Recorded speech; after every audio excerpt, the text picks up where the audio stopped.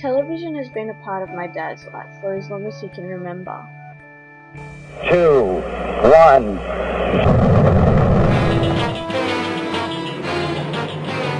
A tale of a fateful trip. Hey, look at me, I'm in colour!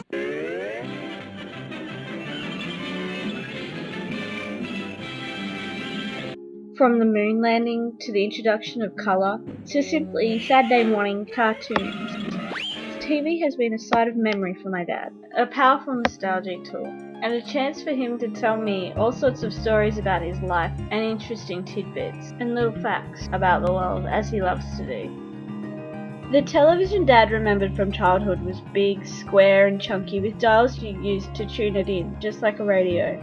His father always had final say on the channel, and Dad said watching hours and hours of cricket with him was one of his favourite memories growing up. Dad said he remembered distinctly when Australian television switched over to colour. The whole world has been gobbled up by the terrible colour television monster. Because he was watching the Auntie Jack show as the colour began to seep through like water. Look! Auntie Jack! The colour! It's leaking through the window! He remembered being very excited about colour television and thought it was pretty special. Farewell, black and white. We saw you leave tonight. That's one small step for man. He also remembered watching Neil Armstrong walk on the moon on a fuzzy black and white set at school in 1969. Dad said that he thought it was pretty amazing that you could watch something like that on TV. When he was a uni student, my dad didn't have a TV, but his girlfriend, that is my mum, had a little portable one in her room. One day, my dad and his mates made a goat stew from an experimental goat at uni. Dad promises me that it was perfectly safe, but my mum wasn't too keen on trying that stew, probably for a good reason. As a result, the TV became a bargaining tool between the two of them.